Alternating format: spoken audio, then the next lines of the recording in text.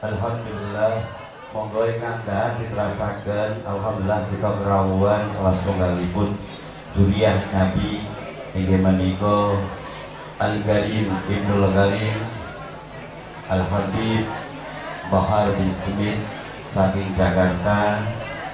Pramila monggo kita midhangetaken tausiah saking beliau, nasihat-nasihat agami ingkang supados dadosaken kita menika wirah kita, semangat kita anggenipun remen kali Allah, anggenipun cinta dhateng Allah, anggenipun remen dhateng Rasulullah, anggenipun cinta dhateng Rasulullah, anggenipun kita remen mahabbah kali duriah Nabi.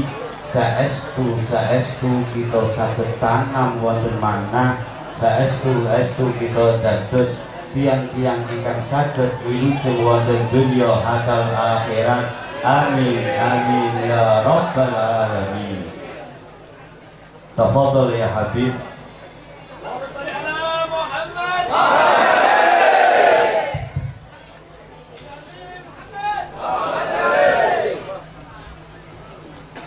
Assalamualaikum warahmatullahi wabarakatuh.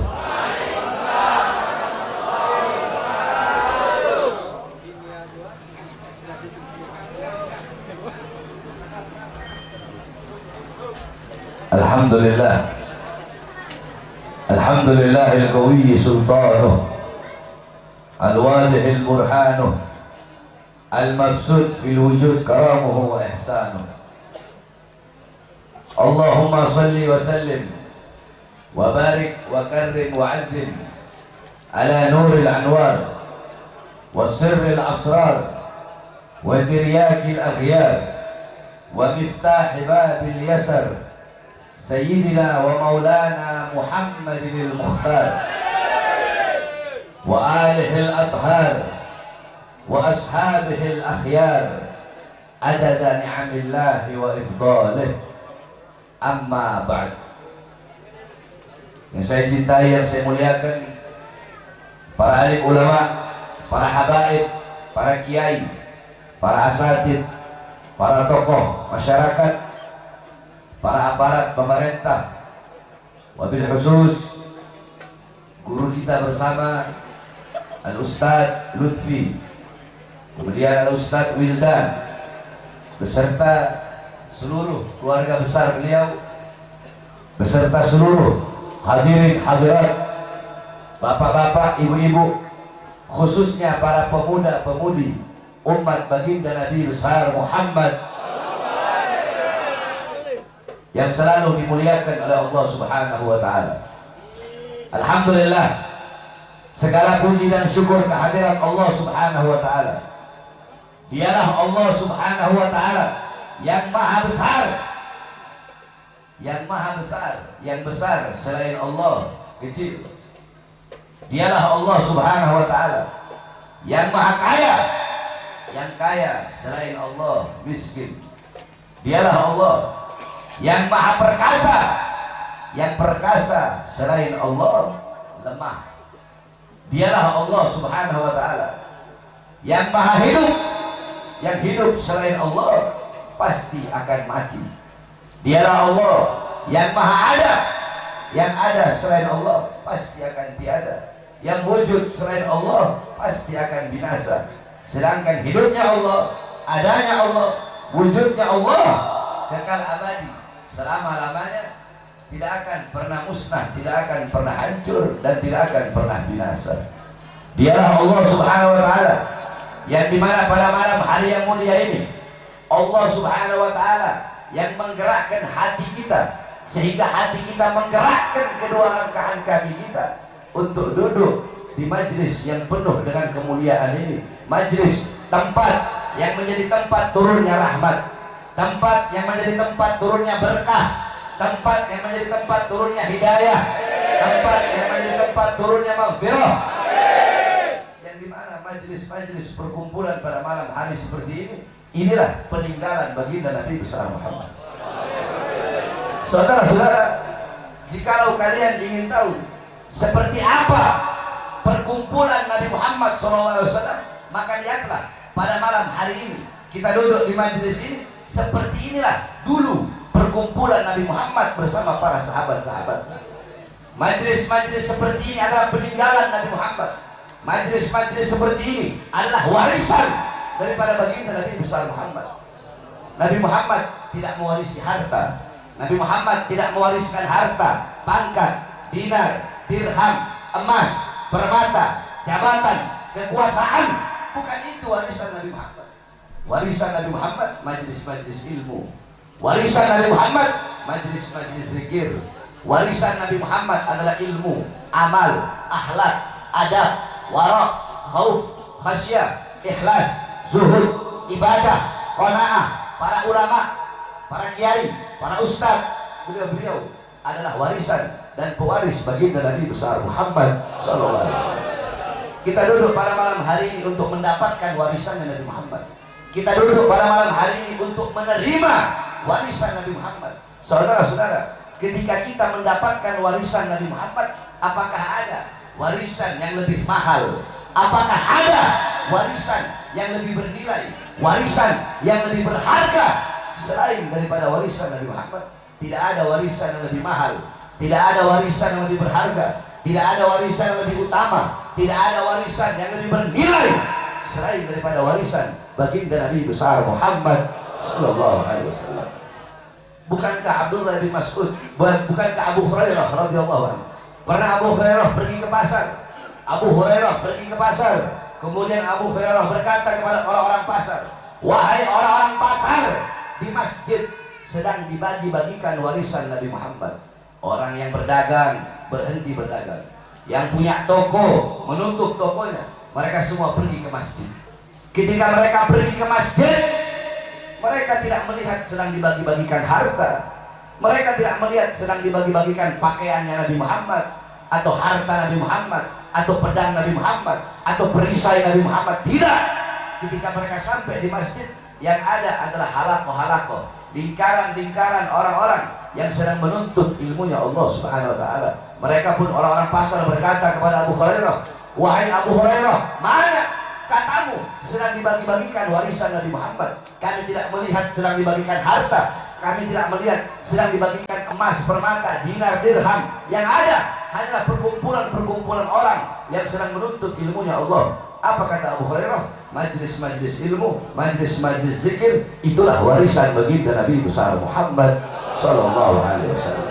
Saudara-saudara, kita duduk pada malam hari ini di majlis ilmu yang penuh dengan keberkahan ini, duduk berkumpul bersama para ulama, duduk berkumpul bersama orang-orang soleh, duduk berkumpul bersama para habaib, duduk berkumpul bersama para kiai. Qala Rasul sallallahu alaihi wasallam, man zara aliman faka'annama zarani, man safaha aliman faka'annama safahani, man jalasa aliman faka'annama jalasani fid dunya, faman jalasani fid dunya ajlastuhu ma'i yaumal qiyamah.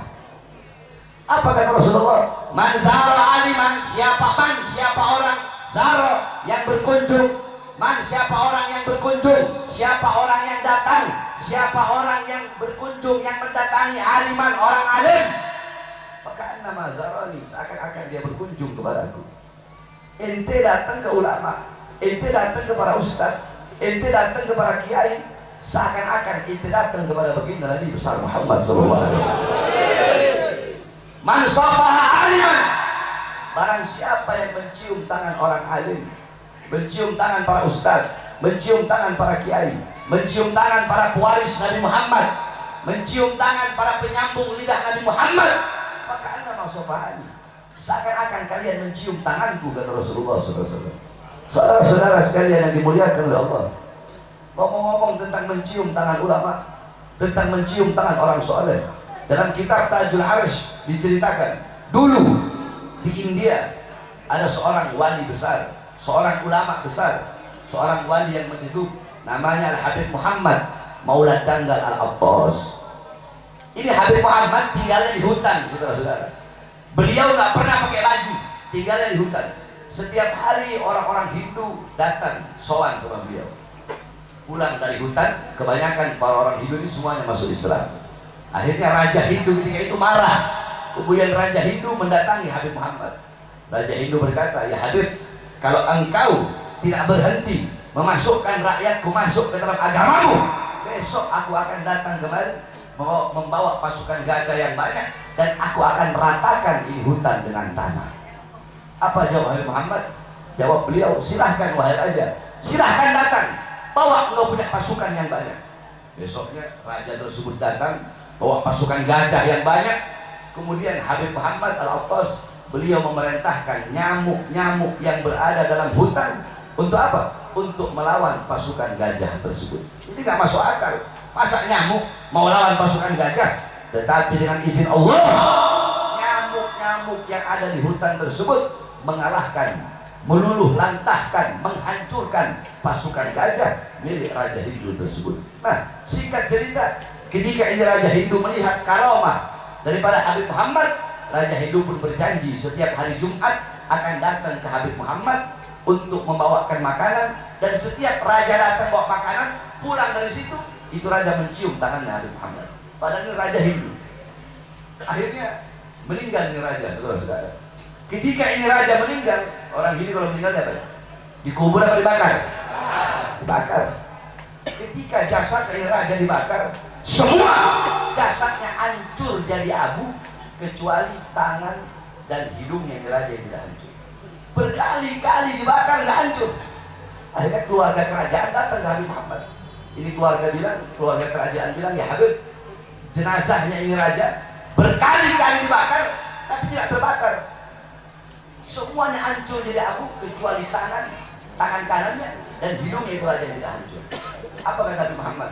Bagaimana mungkin tangan dan hidung raja tersebut bisa hancur, sedangkan setiap Jumat raja tersebut selalu mencium tanganku, sedangkan aku setiap hari yaqdatan, dalam keadaan terjaga, dalam keadaan sadar, mencium tangan baginda Nabi besar Muhammad sallallahu alaihi wasallam. Coba engkau bayangkan, orang Hindu tangannya mencium tangan orang alim, tangannya mencium tangan orang soleh, tidak bisa terbakar dengan api, saudara-saudara. Bagaimana dengan kita, umat Nabi Muhammad SAW, jikalau kita sering musafahah atau mencium tangan daripada orang-orang soleh, tangan daripada ulama. Wa man jalasa aliman, dan barang siapa yang duduk berkumpul bersama ulama, berkumpul bersama orang-orang soleh, maka annama jalasani fid dunya, maka seakan-akan orang yang duduk dengan ulama tersebut duduk denganku di dunia. Barang siapa yang duduk denganku di dunia, kelak di akhirat akan aku dudukkan dia bersamaku. Bersama siapa? Bersama baginda Nabi besar Muhammad SAW. Jadi saudara-saudara, kadar kedekatan engkau, kadar jarak jauh atau dekatnya engkau kelak di akhirat dengan Nabi Muhammad, itu menurut jarak jauh atau dekatnya engkau di dunia dengan para ulama, dengan orang-orang soleh, dengan majelis-majelis taklim, dengan majelis-majelis ilmu. Kalau di dunia engkau dekat dengan ulama, dekat dengan para ustadz, dekat dengan para kiai, dekat dengan para habaib, dekat dengan orang-orang soleh, selalu duduk di majelis-majelis ilmu, selalu duduk di majelis-majelis zikir, tidak diragukan di akhirat engkau pun akan dekat dengan baginda Nabi besar Muhammad.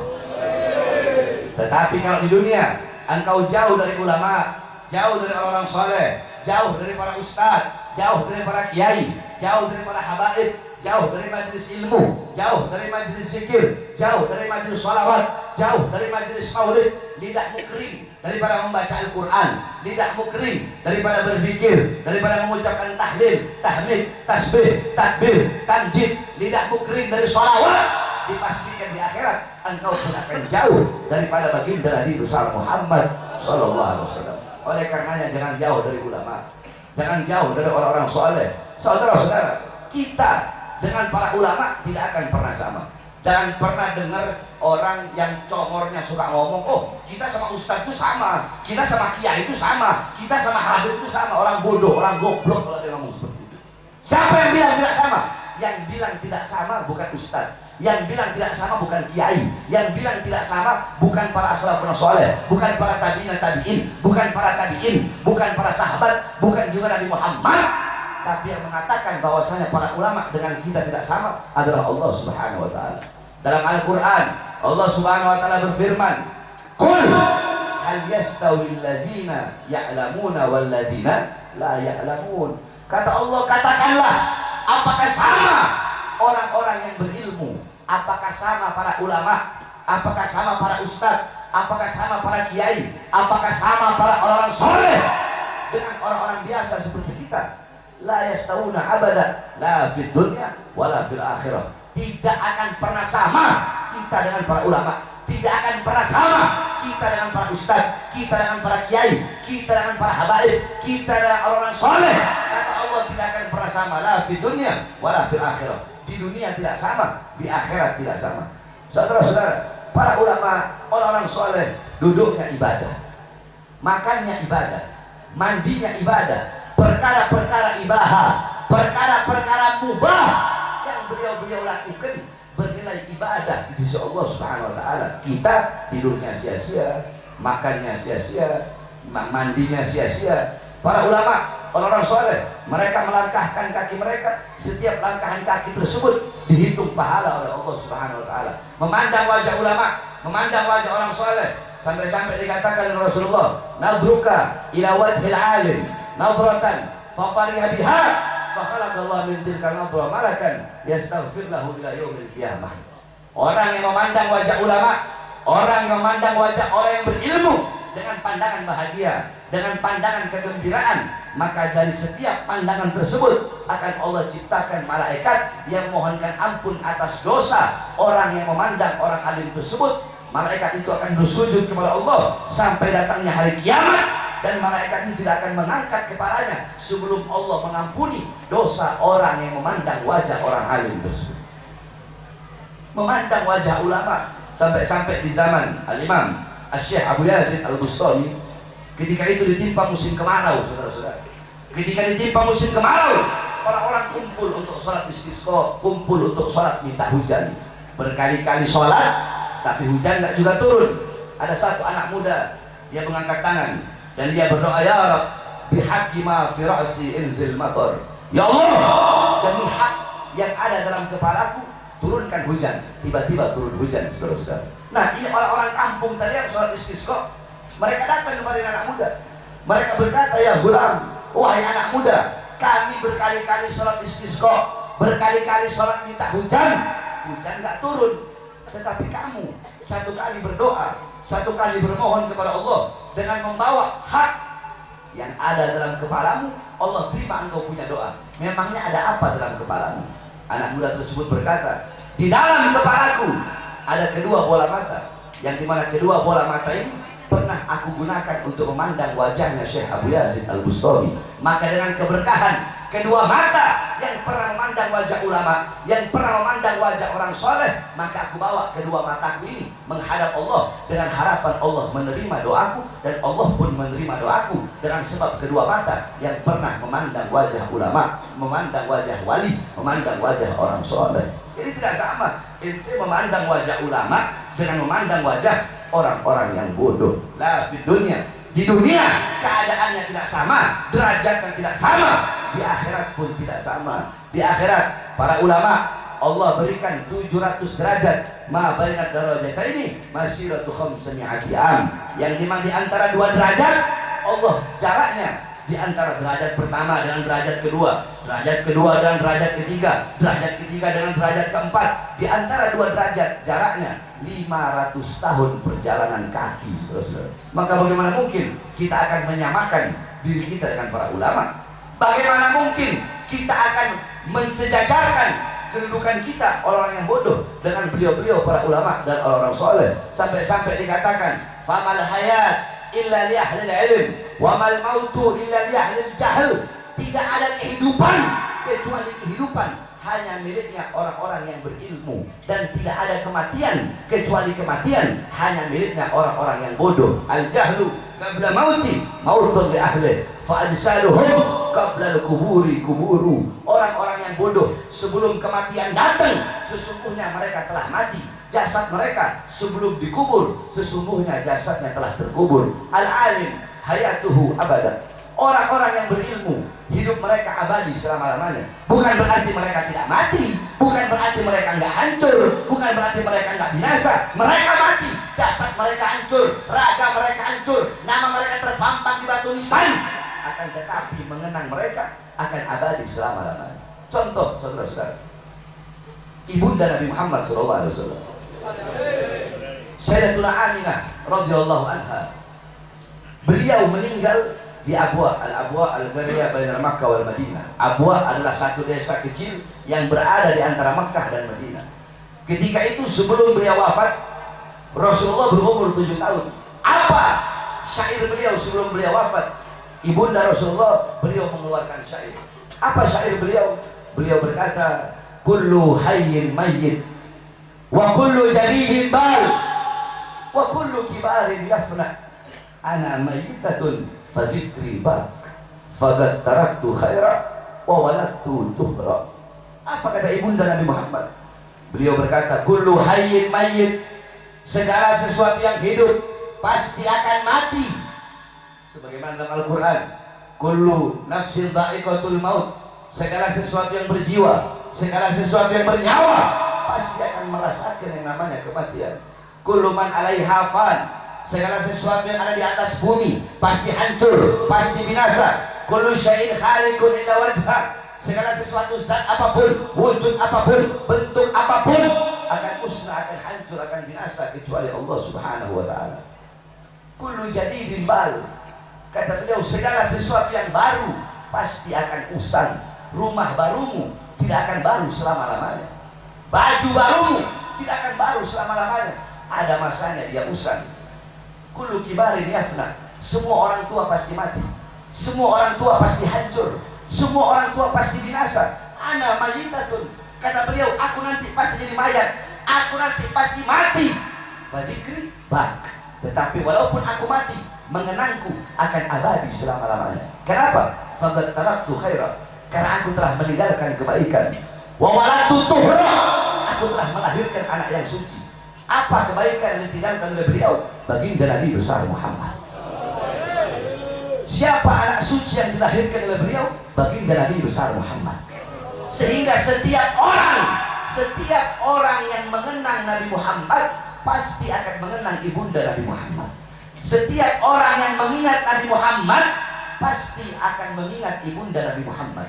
Tidak bisa dilepaskan mengenang Nabi Muhammad dengan mengenang ibunda Nabi Muhammad sallallahu alaihi wasallam. Nah, begitupun para ulama, begitupun para aulia, begitupun orang-orang soleh, walaupun mereka telah wafat, walaupun mereka telah meninggal dunia, akan tetapi mengenang mereka akan abadi selama-lamanya. Kenapa? Karena mereka meninggalkan nasihat, mereka meninggalkan ilmu yang bermanfaat.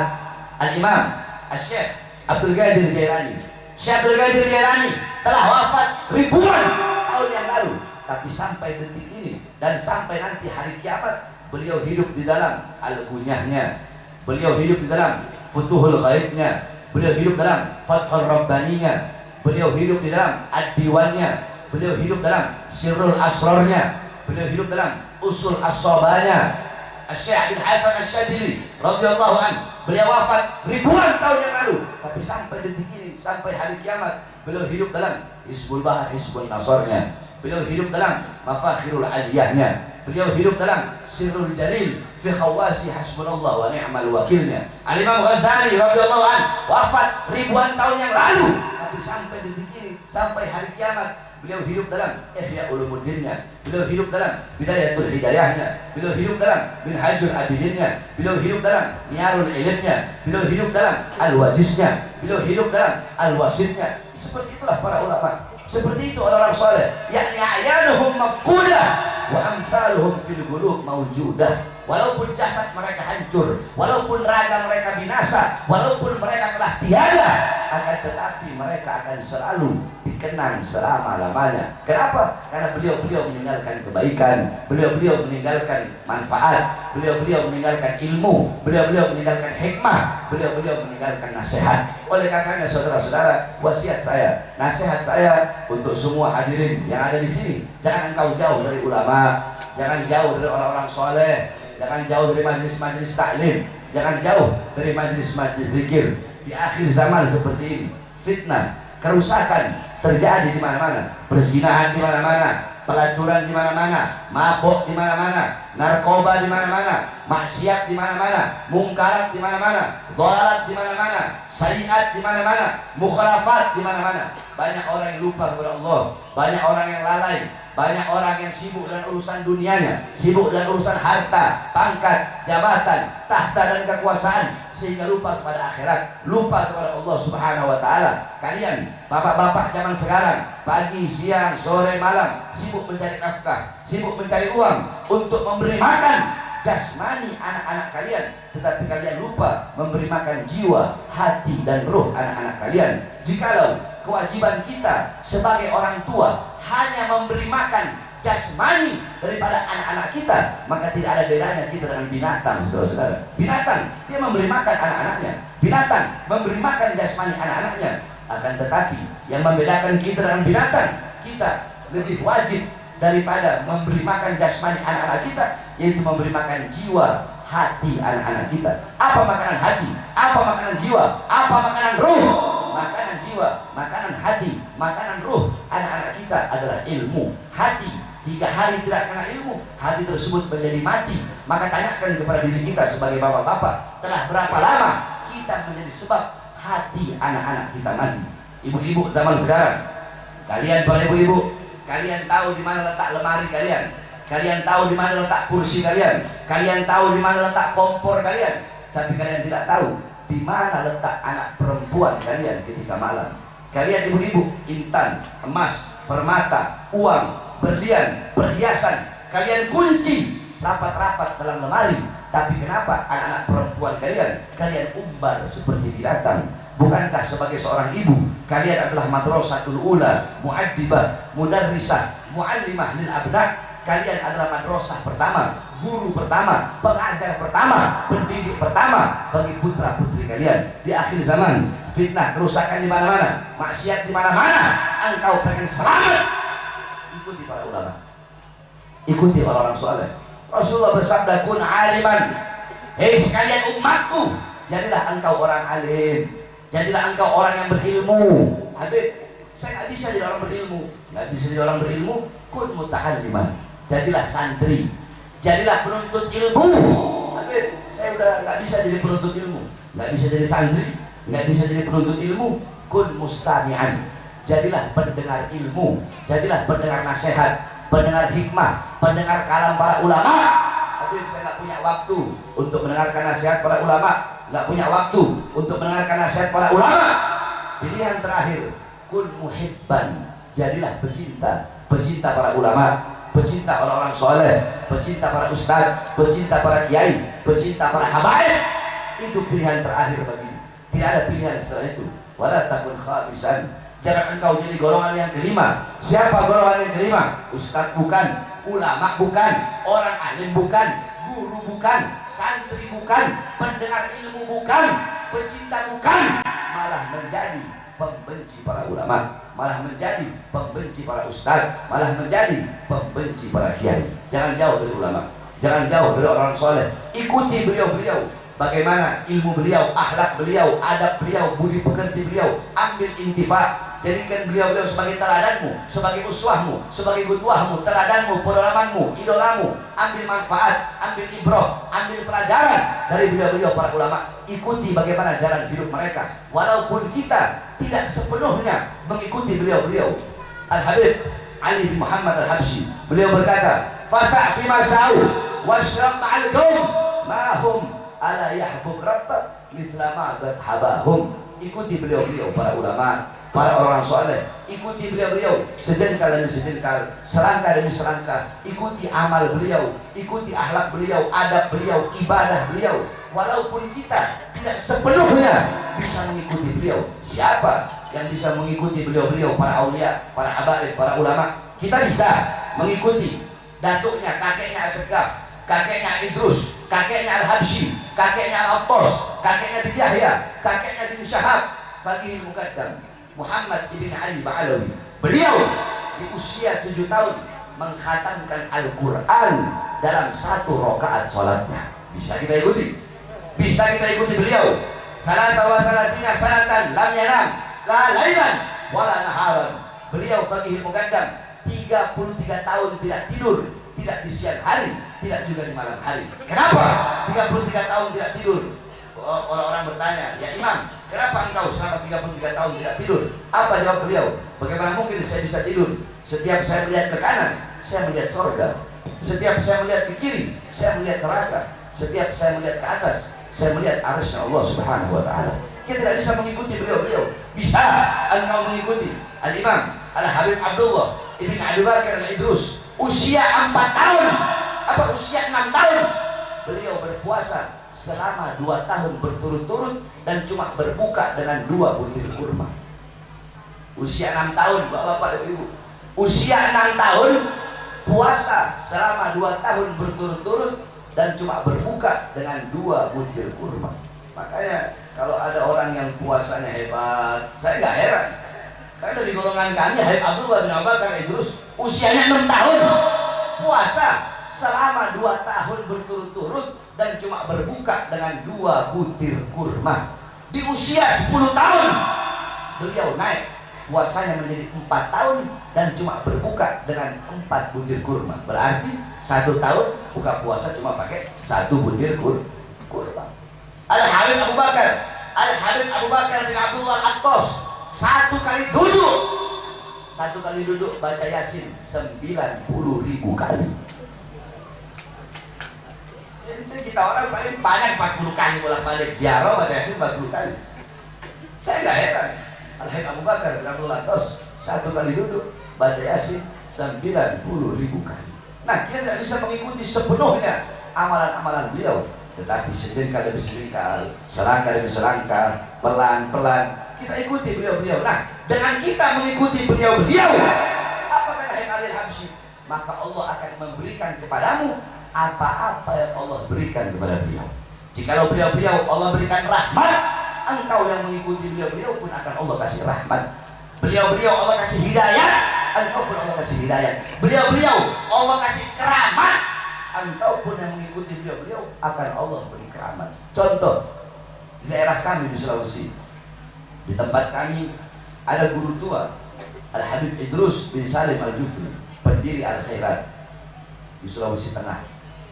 Nah, beliau punya murid, saudara-saudara.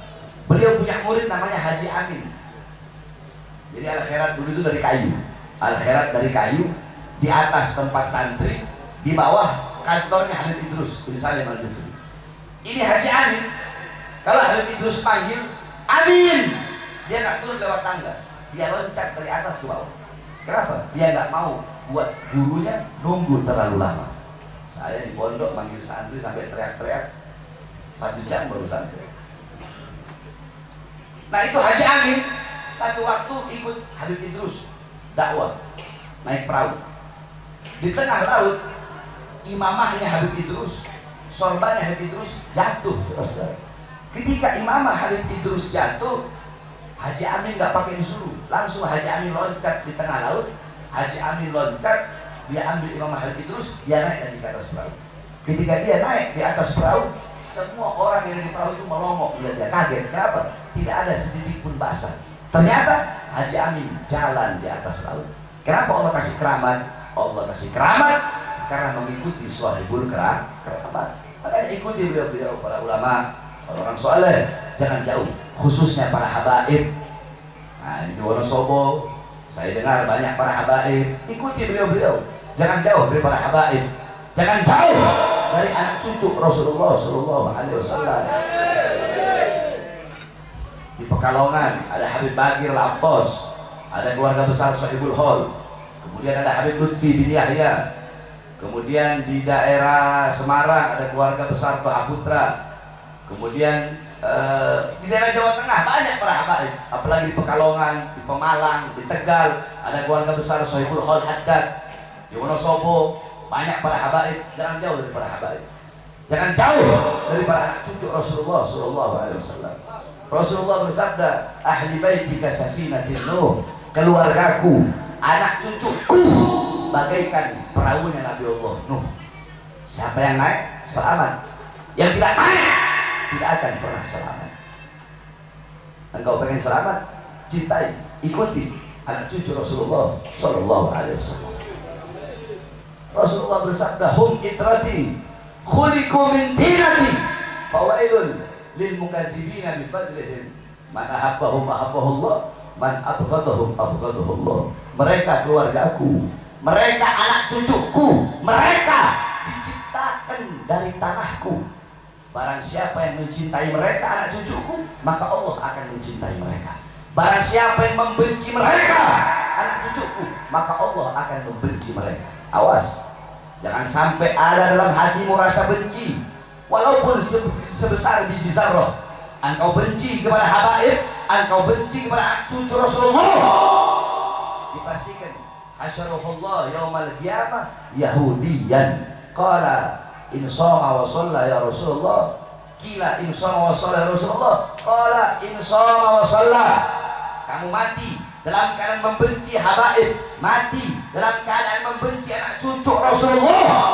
Di akhirat Allah bangkitkan engkau menjadi golongan orang-orang Yahudi. Sahabat bertanya, in shoma wa shalla ya Rasulullah. Walaupun orang itu sholat, walaupun orang itu puasa, in shoma wa shalla. Walaupun orang itu sholat, walaupun orang itu puasa, tapi kalau dia mati dalam keadaan membenci anak cucu Rasulullah, di akhirat Allah bangkitkan, Allah golongkan menjadi orang-orang Yahudi. Jangan pernah engkau mengaku aswaja, saya ahlus sunnah wal jamaah, akidah Asy'ari, Maturidi, mazhab Syafi'i, benci habaib, benci anak cucu Rasulullah. Bohong, pendusta itu.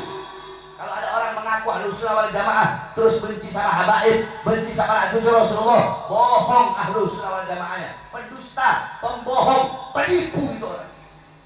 Jangan sampai benci pada anak cucu Rasulullah sallallahu alaihi wasallam. Para habaib ada yang tegas, ada yang keras, ada yang lembut, ada yang tegas, seperti imam besar kami Al-Habib Muhammad Rizieq bin Husain bin Syihab. Ada yang lembut seperti guru besar kami Al-Habib Lutfi bin Yahya. Saya tanya, jawab semua yang keras. 8 tambah 2 berapa? 7 tambah 3 berapa? 6 tambah 4 berapa? 9 tambah 1 berapa? 5 tambah 5 berapa? Hasilnya sama nggak? Sama nggak? Hasilnya sama. Cara pembagiannya sama berbeda? Seperti itu para habaib. Tujuannya sama, cara-caranya beda. Ada yang dakwah dengan qasidah seperti guru kita Habib Syekh Abdul Qadir Segaf Solo. Ada yang amar ma'ruf nahi munkar yang tegas seperti guru kita Al-Habib Muhammad Rizieq bin Husain bin Syihab. Ada yang dakwahnya lembut seperti guru kita Habib Lutfi bin Yahya. Beliau-beliau walaupun beda caranya tetapi satu tujuan. Walaupun berbeda satu tujuan. Apa itu? Menegakkan agama datuknya, menegakkan agama kakeknya, baginda Nabi besar Muhammad. Nah pertanyaannya, kita ini siapa kok mau mendikte beliau-beliau? Kita siapa mau mendikte beliau-beliau? Oh Habib Rizieq begini, atau oh Habib Lutfi begini. Kita siapa? Kita ini siapa mau mendikte beliau-beliau? Ulama bukan, ustadz bukan, anak cucu Rasulullah bukan, kok mau mendikte beliau-beliau? Wasiat saya, nasihat saya bagi khususnya ada di majelis taklim, ikuti beliau-beliau. Insya Allah engkau akan selamat dunia akhirat. Jangan benci kepada cucu Rasulullah. Terakhir, ada satu cerita dijelaskan dalam kitab. Mungkin kalian jarang mendengar cerita ini. Dulu ada seorang syarifah, seorang anak cucu Rasulullah perempuan. Dia punya anak 2, anaknya yatim. Ini syarifah janda. Berhari-hari ini syarifah belum makan, belum minum. Dia nggak punya tempat tinggal. Akhirnya dia berjalan, dia menyusuri kampung. Dia datang ke rumah seorang syekh, orang yang berilmu.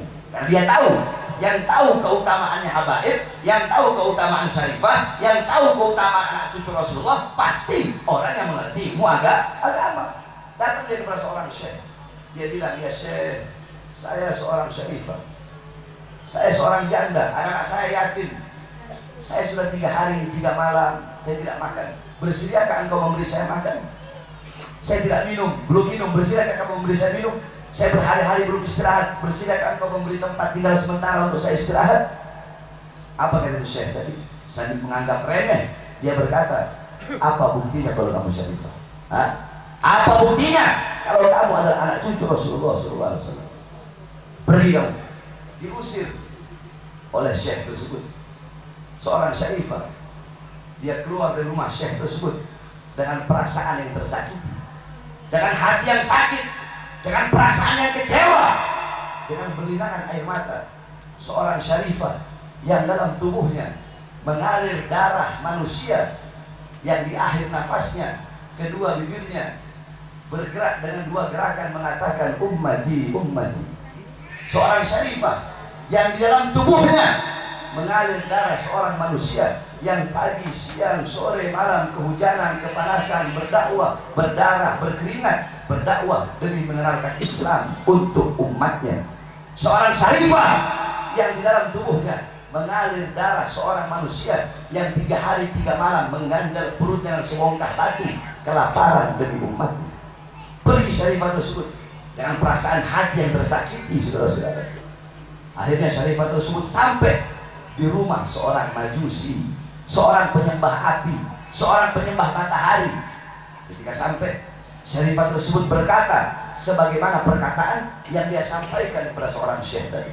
Saya seorang syarifah, saya seorang cucu Rasulullah, cucu Nabi Muhammad. 3 hari 3 malam saya belum makan.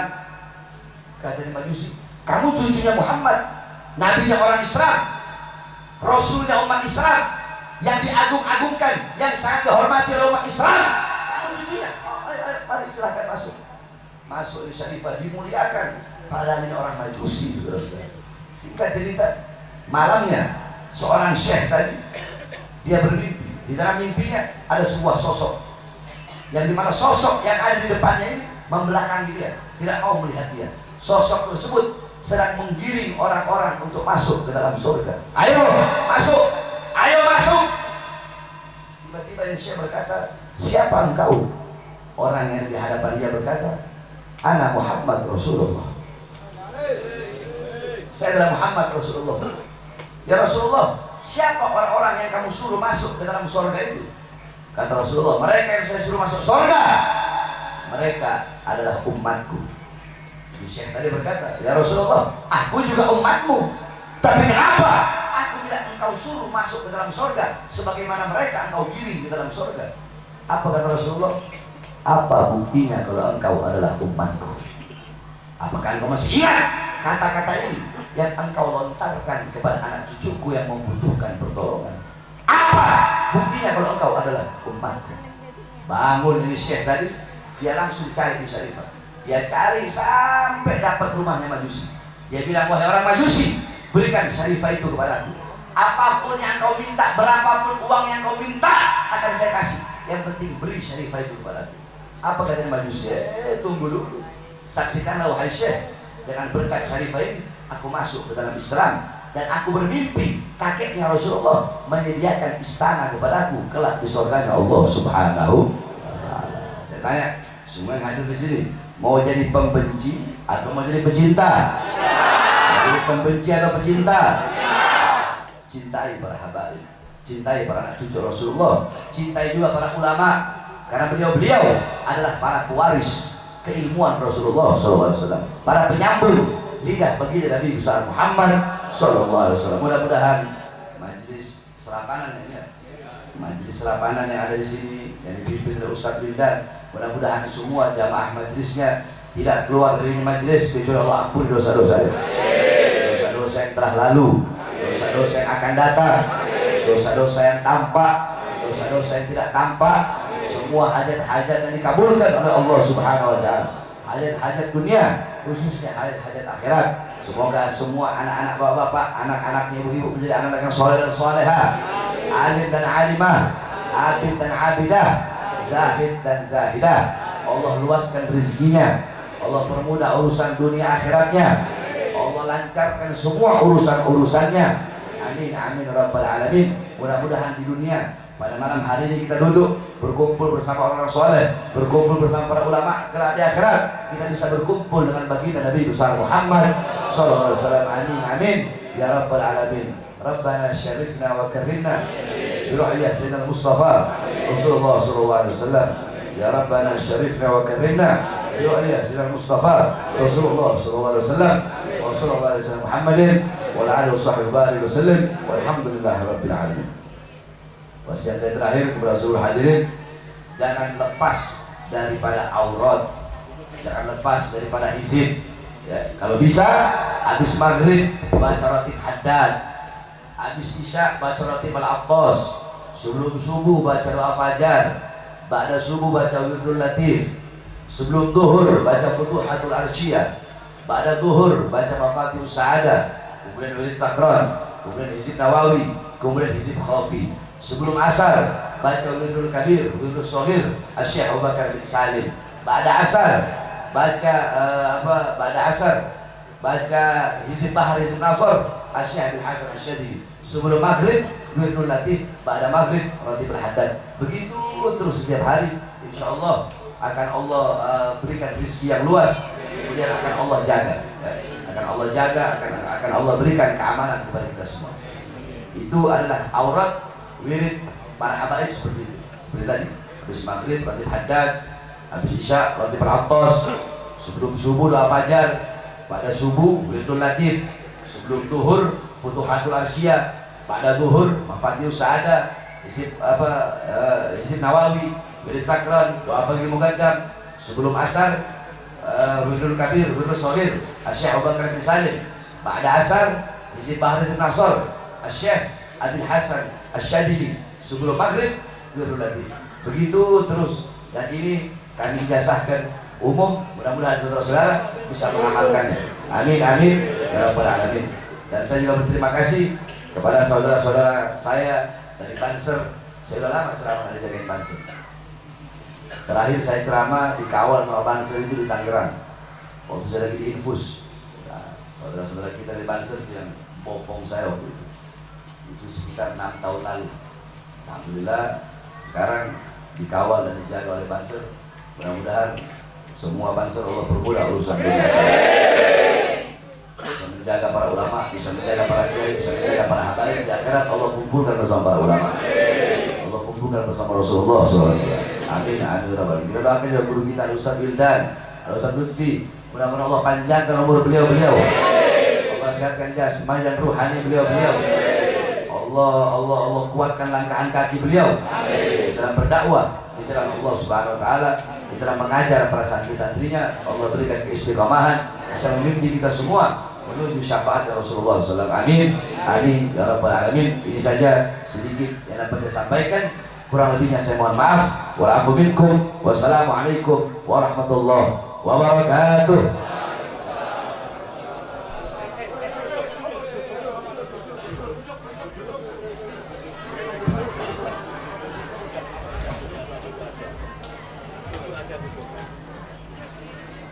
Sallu ala Nabi Muhammad.